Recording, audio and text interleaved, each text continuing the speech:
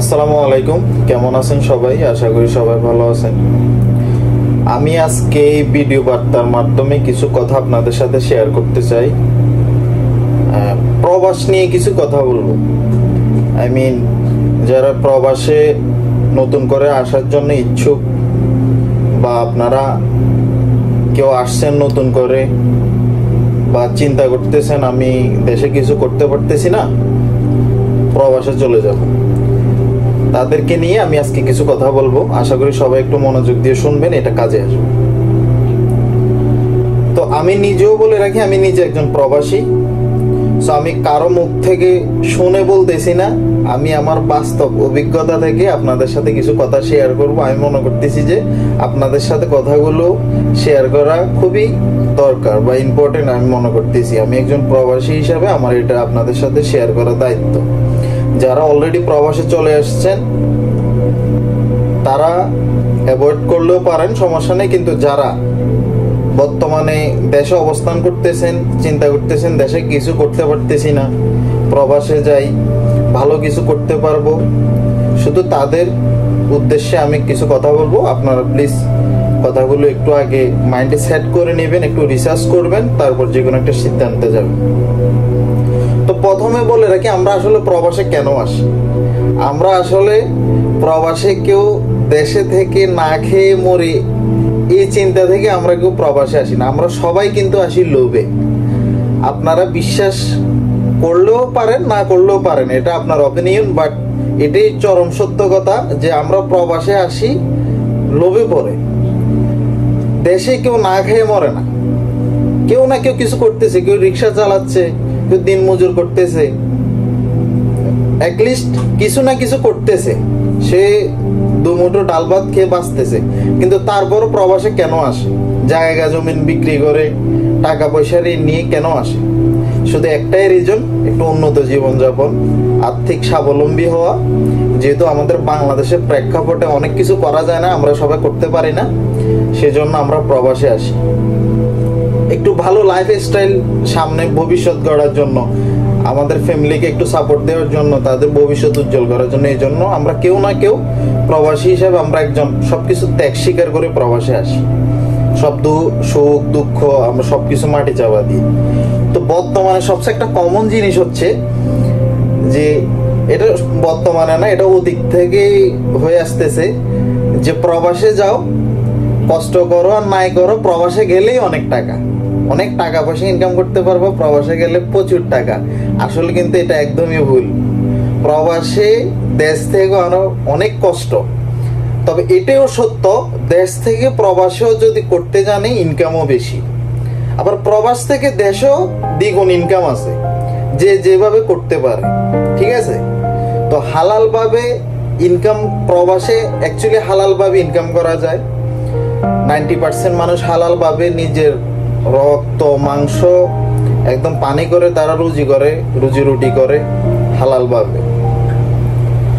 কিন্তু দিন শেষে আমরা প্রবাসীরা যে পরিমাণে ঠকতেছি, আমরা ক্ষতিগ্রস্ত হচ্ছি, তা একদম বলার বাইরে।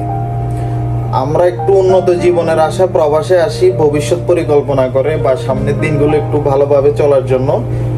তো আমরা তো যারা প্রবাসে আসি আহামরি সবাই খুব টাকা পয়সার মালিক না। যারা অনেক টাকা পয়সার মালিক তারাও তো আর কখনো প্রবাসে আসবে না। তো আমরা আসার সময় অ্যাকচুয়ালি আমরা কি করি?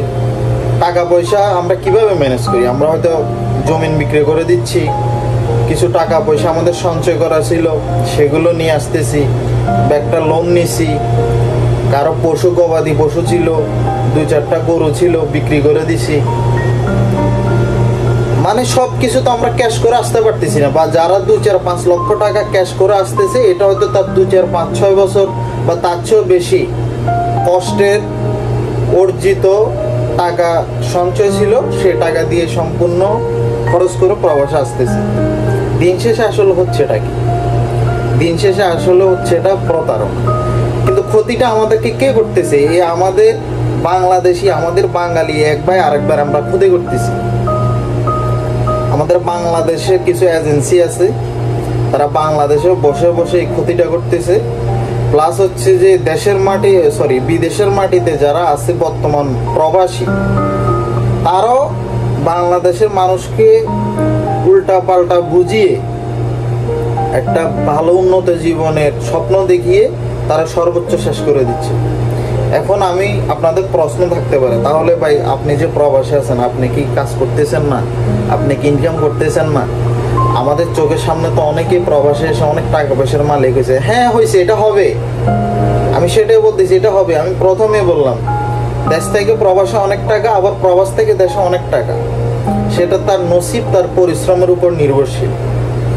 অনেকে কিভাবে হয়ে গেছে, বা এই প্রবাস হয়তো আমার জন্মের আগ থেকে মানুষ প্রবাসে আসতেছে, এবং আমার মনে হয় যদি এই দেশের গভর্নমেন্ট ভিসা প্রবাসে আসার এটা যদি না বন্ধ করে, এটা আগামী 2050 কি কিয়ামত পর্যন্ত মানুষ আসবে, বন্ধ হবে না, সর্বোচ্চ হারাবে, অনেকে অনেক টাকা পয়সার মালিক হবে। এটা একটা গেম, মানুষ আসবে। কিন্তু দিন শেষে আসলে মানুষ প্রতারণার শিকারটা কোথায় হচ্ছে, আমি সেটা আপনাদেরকে বোঝানোর চেষ্টা করতেছি।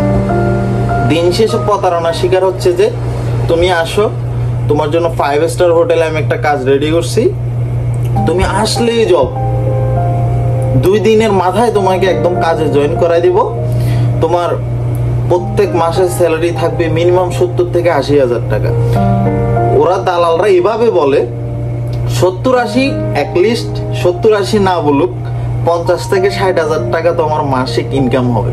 আসলে কি তাই? আসলে কি তাই হয়? আসার পরের বাস্তবতাটা যে কত কঠিন, এটা যারা অলরেডি প্রবাসে চলে আসছে বা যারা বাস্তবতার সম্মুখীন হয়েছে তারাই জানে যে আসলে বাস্তবতাটা কি। বর্তমানে এত পরিমাণ প্রতারণা হচ্ছে আমাদের বাংলাদেশের এজেন্সি থেকে শুরু করে প্রবাসে বসে থাকা কিছু কুলাঙ্গার দালাল যারা আছে তাদের মাধ্যমে। কিছুদিন আগে আমার এক রিলেটিভ আসছে, তার থেকে প্রায় 4 লক্ষ টাকা নেওয়া হয়েছে। আমি অনেকবার বারণ করছি না আসার জন্য, আমার কথা শুনে নাই। তো যাই হোক, তার টাকা পয়সা, সে প্রবাসে আসবে অনেক স্বপ্ন নিয়ে। এখন আমি তো ওনাকে বারণ করছি, উনি শুনে নাই। এখানে আমার তো আর কোনো এখতিয়ার নেই। ওনাকে বলা হয়েছিল সর্বোচ্চ আমাকে তুমি 10 থেকে 15 দিন সময় দিবা, তোমার জন্য আমি একটা ভালো জব দেব, লাইক তোমাকে কোনো হোটেলে বা কফি শপে বা কোনো ভালো একটা চাইনিজ রেস্টুরেন্ট এরকম জায়গায় তোমাকে জব দেব। আজকে 3 মাস শেষের দিকে না ওনাকে এই দেশের ওয়ার্ক পারমিটের যে এটাকে ইকামা বলে না এটা দেওয়া হয়েছে, না কোথাও ওনাকে মানে বৈধভাবে কোনো এই দেশের সিটিজেনের কাছে ট্রান্সফার করে দিয়েছে ওনার আন্ডারে কাজ করার জন্য, কিচ্ছু না। অ্যাটলিস্ট একটা কাজের পর্যন্ত ব্যবস্থা করে দিতে পারেনি। সেই জন্য আমি বলতেছি যারা প্রবাসে আসবেন, আসার পরে কি করবেন আসলে আপনি, আপনার মনে হবে পায়ের তলার মাটি নেই। সেই জন্য আমি বলবো প্রবাসে আসার আগে অবশ্যই যাচাই বাছাই করে, যদি একজন একদম নিজের আপন মানুষ কেউ থাকে, পরিচিত আপন মানুষ, ফ্রেন্ড হইতে পারে, ফ্যামিলির সদস্য কেউ, ভাই হতে পারে, চাচা হইতে পারে, যে অ্যাটলিস্ট আমার সাথে 2 নাম্বারই করবে না, ভালো কোনো কাজ না দিতে পারলে একটা মানানসই কাজ দিতে পারবে। অ্যাটলিস্ট প্রবাসে আসার পর আমাকে দিনের পর দিন মানসিক টেনশন, অত্যাচার এগুলো দিবে না, আমাকে একটা কাজ দিতে পারবে, আমাকে নিঃস্ব করে দিবে না। আর ধাপে ধাপে প্রবাসে, এটা বলতে গেলে আসলে অনেক সময় লাগবে। প্রবাসের এই সিন্ডিকেট মানব যে ব্যবসাটা, এটা বলতে গেলে ঘন্টাকে ঘন্টা পার হয়ে যাবে, কিন্তু বলে শেষ করা যাবে না।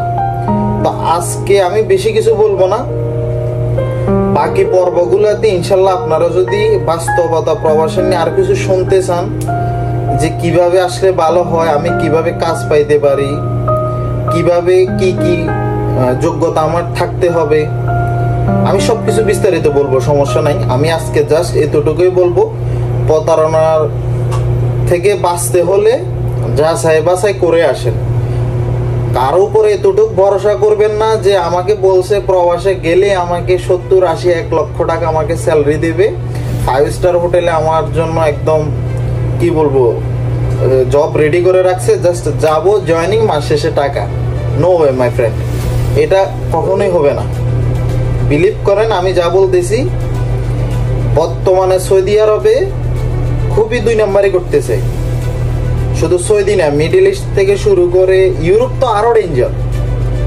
বৈধভাবে আপনাকে ওখানে সিটিজেনশিপ দিয়ে দিবে বলে 20 লাখ 25 লাখ টাকা নিয়ে নিচ্ছে। দিন শেষে যাওয়ার পর দেখা যায় আপনি যাইতে পারতেছেন না। এগুলো হইতেছে। সো এগুলা থেকে বাঁচতে হলে অবশ্যই যাচাই বাছাই করেন। আর বর্তমানে ইউরোপের মতো মিডল ইস্টে এগুলা খুবই খুবই ডেঞ্জারাস একটা অবস্থা। এমনও কথা শোনা যাইতেছে বিভিন্ন জায়গায় প্রবাসীদেরকে আপনার কাজ দিবে বলে নিয়ে আসছে দেশ থেকে, সবকিছু রেডি, কিন্তু কোনো কাজ দিচ্ছে না। ওনারা যদি প্রতিবাদ করতে যাইতেছে তাদেরকে মারধর করা হচ্ছে, তাদের গায়ে হাত তোলা হচ্ছে, খাবার দেওয়া হচ্ছে না, মানে একটা নির্যাতন করা হচ্ছে। একটা মাফিয়া চক্র পর্যন্ত এখন বর্তমানে মিডল ইস্টে আপনার ছড়াই গেছে। সুতরাং সাবধান। আর বাকি আমার আরো অনেক কথা বলার আছে, কিভাবে কি করতে হবে এগুলো আমি নেক্সট পর্বে আবার আপনাদের সাথে শেয়ার করব। ধন্যবাদ। আসসালামু আলাইকুম।